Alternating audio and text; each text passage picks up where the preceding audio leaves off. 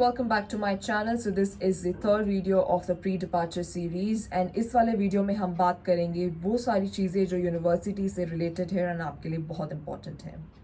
So जब आप Feb 2024 intake के लिए आ रहे हैं, आपको अपनी स्टडी के लिए ऑनलाइन एनरोलमेंट करना होगा जो अभी होगा। एंड एनरोलमेंट के लिए एक डेडलाइन है जिसका आपको ध्यान रखना है, वो यूनिवर्सिटी ने आपको ईमेल में ऑलरेडी सेंड कर दी होगी। ऑनलाइन एनरोलमेंट के लिए the process is not that complicated. Online enrolment के लिए आपको अपनी हैंडबुक पे जाना होगा।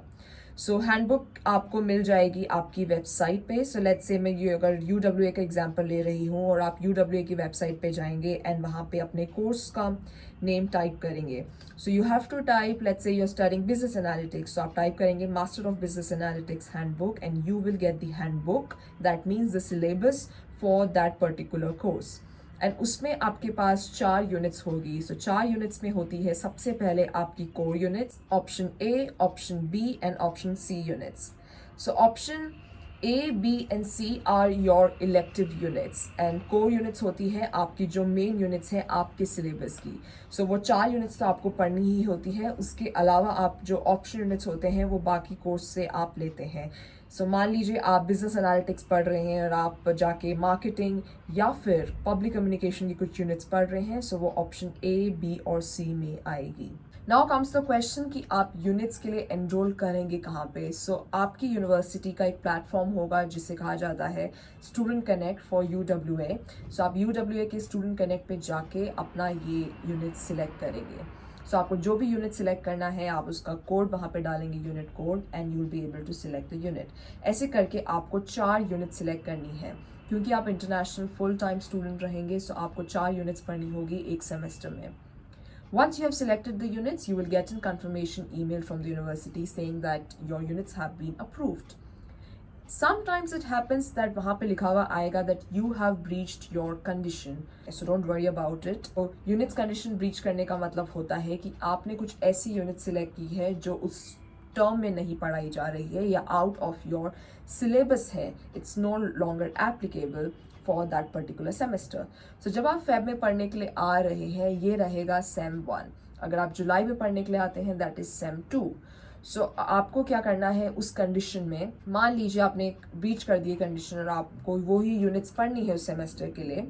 यूजुअली नए स्टूडेंट्स के लिए नहीं होता है, ये होता है रिटर्निंग स्टूडेंट्स के लिए जो ऑलरेडी एक सेम पढ़ चुके हैं और दूसरा सेम पढ़ रहे हैं, उनके लिए ये ब्रीच का कंडीशन होता है। But still I am telling you about this क्योंकि बहुत सारे स्टूडेंट्स को ये इशू होता है and they are not able to solve it promptly, so that's why I am telling you right now.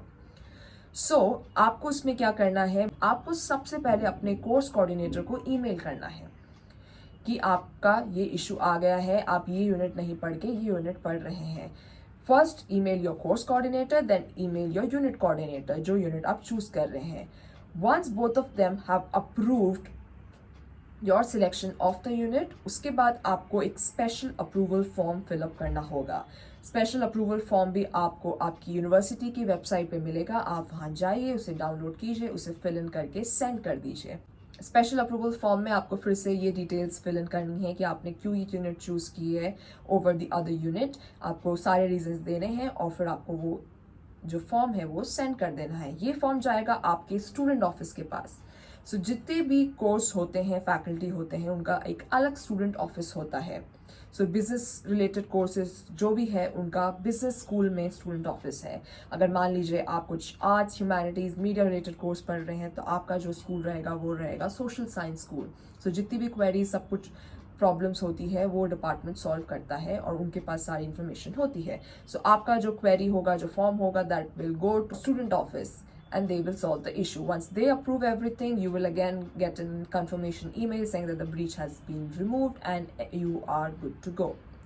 So now comes the second thing, which is choosing your own timetable. So as an international student, you have the flexibility of choosing your own timetable, जो बहुत ही amazing चीज़ है। क्योंकि जब आप यहाँ पे पढ़ने के लिए आएंगे, आपके पास 24 आवर्स का वर्क राइट रहता है। सो आप ऑफकोर्स जब पढ़ाई कर रहे हैं आप चाहेंगे कि आप काम करें, बट कई बार क्या होता है कि पढ़ाई के साथ आप ये चीज़ मैनेज नहीं कर पाते हैं। बट अगर आप स्मार्ट रहेंगे, अगर आप जल्दी से अपना टाइम टेबल खुद चूज कर लेंगे, सो आप क्या करेंगे, अपनी जो जितनी भी क्लासेस है वो स्टार्टिंग के 2 या 3 दिन में रख लेंगे। जिसकी वजह से आपके पास बाकी का टाइम काम करने के लिए रहेगा। आपके पास क्या रहता है, टाइम टेबल चूज करने का मतलब है आपके पास ऑप्शंस रहते हैं क्लासेस के डेज एंड टाइम के लिए। जो भी पहले चूज करता है it's obviously first come first serve. अगर आपको कुछ भी ये चूज करना है टाइम स्लॉट या डे, आप पहले चूज कर लीजिए, क्योंकि बाद में हो सकता है कि उसमें स्लॉट फुल हो जाए एंड आपको टाइम नहीं मिलेगा चूज करने का। Once that all of is done, you will get again a confirmation saying that this is your timetable. Now comes the third important thing, which is join WhatsApp and Facebook group. जब आप यहाँ आ रहे होंगे, आपकी university आपके लिए एक WhatsApp और Facebook ग्रुप बनाएगी एंड उसको क्या करना है, आपको ज्वाइन करना है, because this is a great platform for you to know people and make friends. जो भी आपके साथ स्टूडेंट्स आ रहे हैं, of course they will also share a lot of things on the group related to accommodation, flights and lot of other things. आपको एक confidence मिलेगा, you're not just chatting with them, getting to know कौन कैसे क्या चीज़ कर रहा है. Just join WhatsApp and Facebook group and make friends. Trust me on this guys, जो भी friends आप इस टाइम बना लेंगे, पहले बना लेंगे, उनकी बॉन्डिंग आपकी हमेशा रहेगी। और वही फ्रेंड्स अगर आप यहाँ आके बाद में बनाएंगे, it's little difficult thing. And of course आपके जो फ्रेंड्स रहेंगे वही ओवरसीज आपकी फैमिली रहेंगे। It is really important to make good friends and that is a great platform for you to make friends.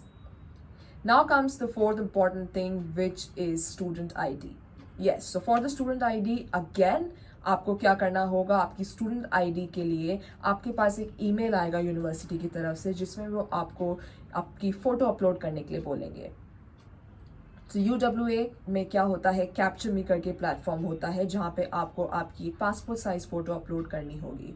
Once you upload that picture, you will get an confirmation from your student administration department that the picture has been approved. और कभी कभार होता है कि वहाँ से आपको email आएगा saying that your photo has been rejected. If in case आपके पास एक ऐसा मैसेज आता है रिजेक्शन का, इसका मतलब है आपको आपकी फ़ोटो री अपलोड करनी है। और इसका आपको सीधा सा फंडा है कि आपको फ़ोटो क्लियर होनी चाहिए एंड कोई बैकग्राउंड होता है वो क्लियर होना चाहिए एंड अप्रोप्रिएट फोटो होनी चाहिए। Reupload the picture and you get an confirmation that it's been approved, you are good to go. अब बात आती है कि आपको स्टूडेंट आईडी कलेक्ट कैसे करना है। उसके लिए मैं एक सेपरेट वीडियो बनाऊंगी about the things that are again related to university, जो आपको यूनिवर्सिटी में जाने के बाद करनी है। वो कवर करेंगे हम आने वाले वीडियोस में। That was all in this video. I hope you found this video useful and अगर आपको वीडियो अच्छा लगा है सो इसे आगे शेयर कीजिए। And I am also really thankful to all of you guys. I want to thank you so much for all the love and support that you are showing on my videos, and keep showering your love and blessings like this. And thank you so much for watching the video. I shall see you guys in the next vlog. Till then, bye bye and take care of yourself.